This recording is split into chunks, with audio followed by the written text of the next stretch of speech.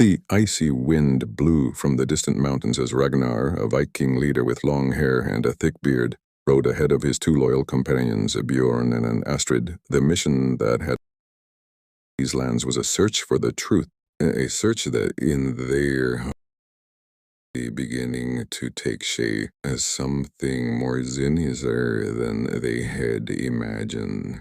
The legends of the village of Skogheim, lost deep in the forest, were well known, but no one had ever dared to explore it. They spoke of betrayal, ghosts, and curses that plagued those who approached it, and over time, the village disappeared from the maps. They arrived at dusk. The cloudy sky grew darker and darker as the group approached the ruins. The village, covered in vegetation, seemed to have been swallowed by the forest, as if time itself had erased it from the memory of men. The wooden houses were in ruins, their roofs caved in and their walls corroded by the damp and the relentless wind. There were no signs of life, but the silence was palpable, heavy. Ragnar dismounted from his horse and gestured for his companions to follow him. Astrid, a strong and cunning woman, looked closely at the trees around her, sensing that something was wrong. The smell of rot in the air, coming from the ruins, made her stomach turn. Bjorn, the youngest and most impetuous of the group, was impatient. "Let's go, what are we waiting for?"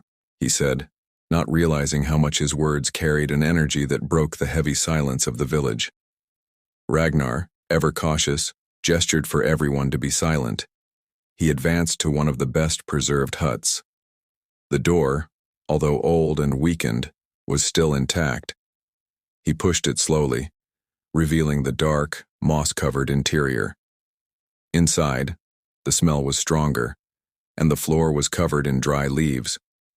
However, what caught his attention most was the feeling that something was watching them. The feeling of being watched was almost unbearable. "Look at this," Ragnar said, pointing to the center of the hut. On the floor, a large circle was drawn with ancient runes, ones he recognized from the stories of his people. They were known to be linked to rituals of powerful magic, something the gods had forbidden. But the strangest thing was the dried blood that was still visible inside the circle, as if something or someone had been sacrificed there. Astrid knelt down, touching the symbol with her fingertips. She recited the words that were engraved in the runes in a low voice, but before she could finish, a distant sound interrupted her concentration. Drums. The beat was soft but unmistakable, as if some hidden being was calling them back. With each beat, the silence of the village grew thicker. Ragnar and Bjorn looked at each other, with a sense of something approaching. "What was that?"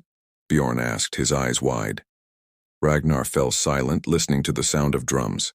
They were coming from somewhere in the forest. Something wasn't right, but what could it be?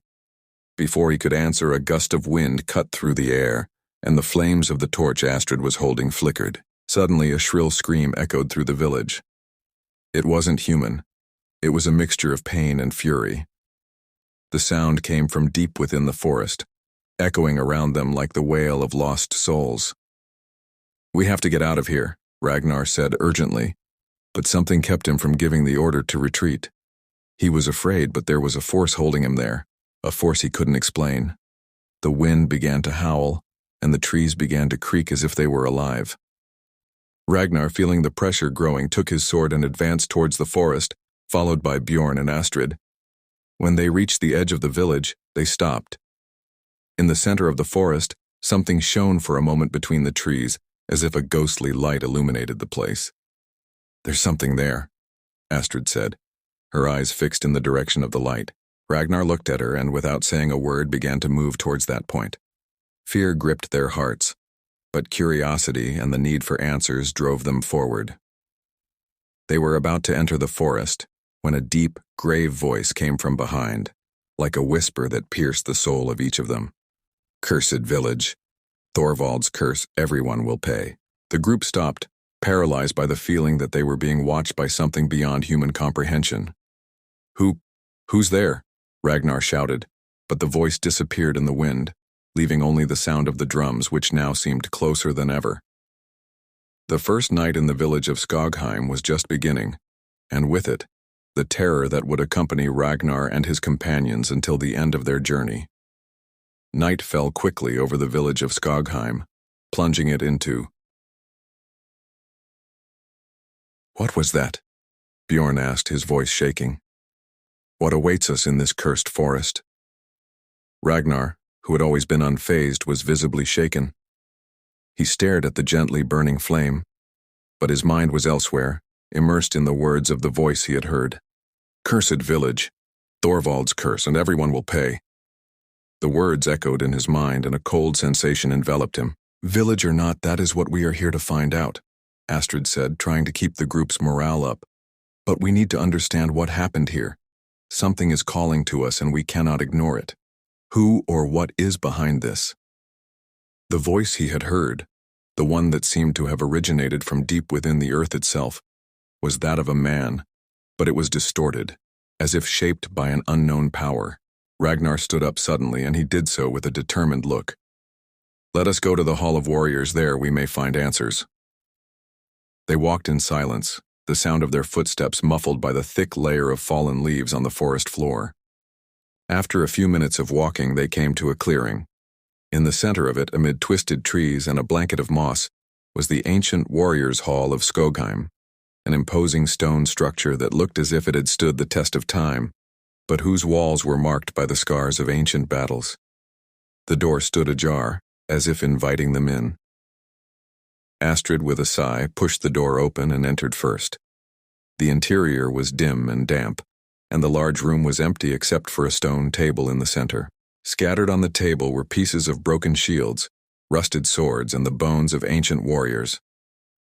Ragnar approached cautiously, his eyes scanning everything with an unsettling intensity.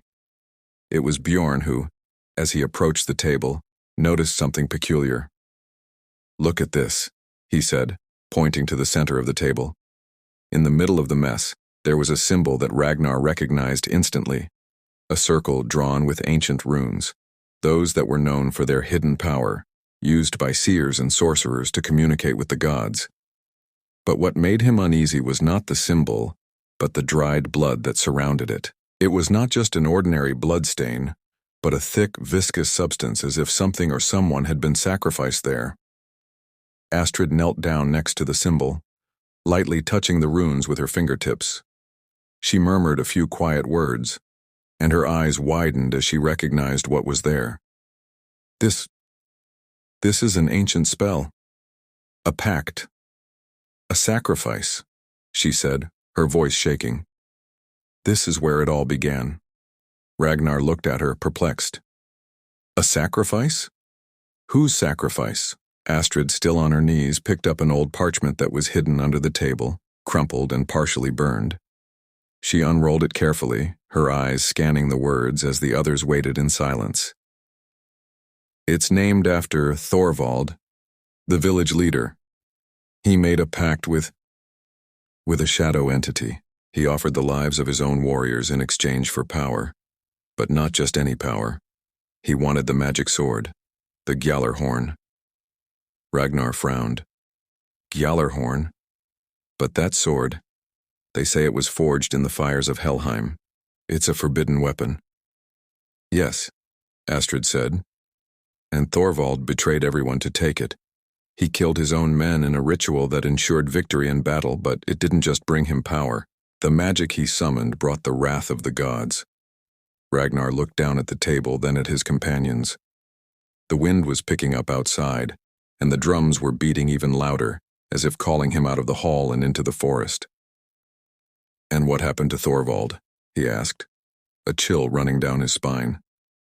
Astrid took a deep breath and stood up. "What always happens when the gods are defied has happened. The magic of the pact has been corrupted. Thorvald has been cursed, and the village has been enslaved by the entity he summoned. Now they are but shadows, wandering in search of redemption, and the gods, enraged, have sworn that all who touch this sword will pay a price." The sound of the drums was now almost deafening. Ragnar, Bjorn, and Astrid felt a growing pressure, as if something was approaching, something terrible. Ragnar felt an irrepressible urge to move forward. He knew that the sword Gjallarhorn was somewhere in the forest, and by finding it, he could undo the curse that haunted Skogheim, or at least try. Let's go, Ragnar said, his voice firm. Thorvald's sword must not be left in dead hands. If we are to end this, we must destroy it. They walked out of the warriors' hall, the sound of drums reverberating in their hearts. But as they took their first steps into the forest, the air was still. Ragnar, his hand steady on the hilt of his sword, stared ahead, focused. He felt the same tension, but he could not turn back. Skogheim's fate was intertwined with Thorvald's curse and the sword Gjallarhorn, and he knew the only way to break the cycle was to face it head-on. Astrid, more aware of her surroundings, stopped for a moment and looked up at the tree trunks. "What are these runes?" she asked, pointing to strange markings carved into the bark of the trees. The runes were distorted and seemed to glow in a barely perceptible way, as if they were alive. "These are runes of protection, but at the same time, they speak of a prison. Something is trapped here." "These runes were left by Thorvald's warriors," Ragnar replied, his voice grave. "They sealed something away somewhere in the forest. Something that should not be released." They continued forward, but with each step, the atmosphere became more oppressive.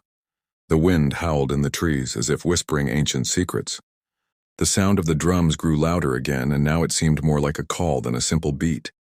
Each blow in the air seemed to resonate in Ragnar's chest, as if an unseen presence were approaching, ready to confront them.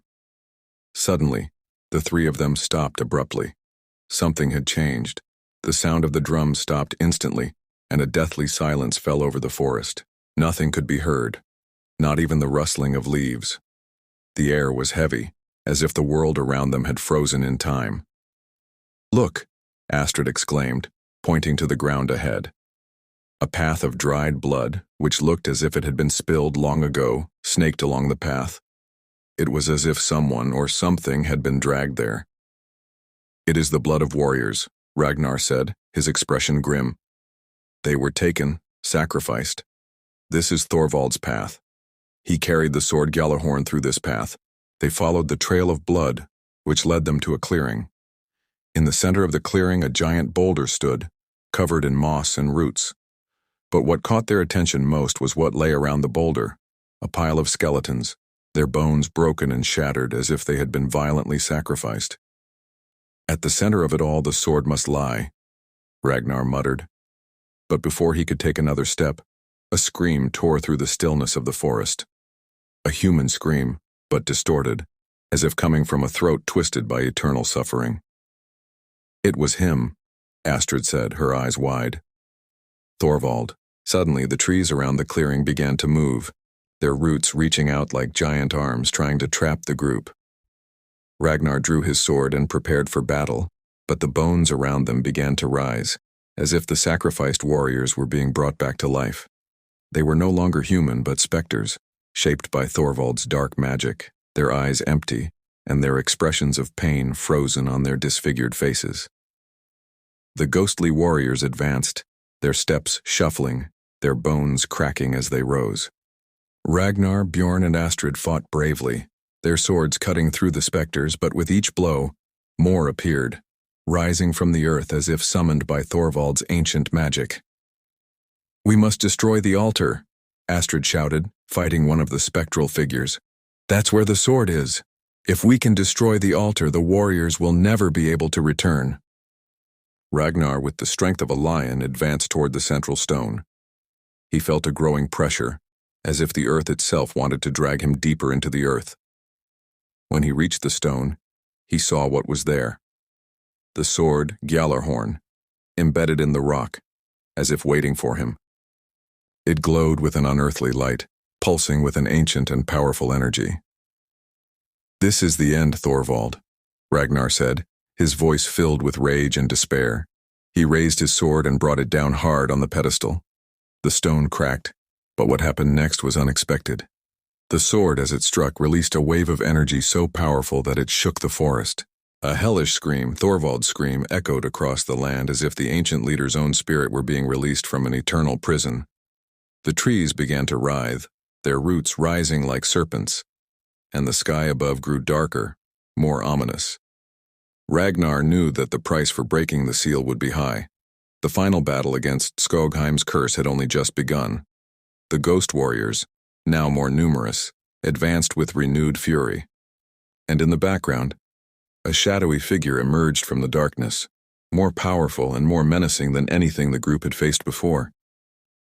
It was Thorvald, or rather, what was left of him, a misshapen shadow, immortalized by the magic he himself had created. Ragnar did not retreat, despite the growing fear that tried to invade his heart. He looked at his companions. Astrid stood ready with her axe, her eyes burning with determination, while Bjorn, with a grim smile, held his sword firmly. They knew this would be a fight of no return, but they had not come this far to fail. "I am not you," Ragnar replied, his voice full of fire. "I am the end of your curse, and you will fall, Thorvald." With a fierce cry, Ragnar advanced, his sword Gjallarhorn shining with a light that illuminated the dark forest. Thorvald raised his hand, and from the ground, roots and shadows began to rise, trying to envelop the three in a deadly embrace. But Ragnar cut through the shadows with a single blow, his blades cutting through the darkness like blades of light. Astrid and Bjorn stood by his side, attacking the resurgent specters that Thorvald summoned, but they knew they were merely shadows. Distractions for the true enemy. Time was running out, and the only way to end the curse was to destroy Thorvald himself. The fight was brutal. Every blow Ragnar threw at the enemy seemed to be absorbed by Thorvald's distorted form, as if he were immune to pain. But with each strike, the sword Gjallarhorn seemed to gain more power, as if the sword were recognizing Ragnar's bond with the ancient gods. "I will give you a worthy end, Thorvald," Ragnar shouted, feeling the sword's energy grow. Thorvald, in a swift movement, raised his hand, and a wave of dark energy swept across the clearing, pushing Ragnar back and sending Astrid and Bjorn falling to the ground. The air grew heavy, almost unbearable, as if the entire forest was succumbing to the darkness that Thorvald had summoned. "You cannot defeat me," Thorvald said, laughing cruelly. "I am the end, and you, Ragnar, will never be more than a pawn in my eternal game." But something inside Ragnar stirred. He felt a connection to the ancient gods, to the energies that had given birth to the sword Gjallarhorn.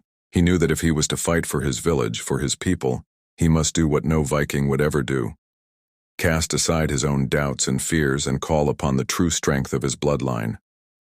With a roar of pure fury, Ragnar raised the sword Gjallarhorn above his head, and the blade glowed like never before. A wave of pure light emanated from it, enveloping the forest in divine energy.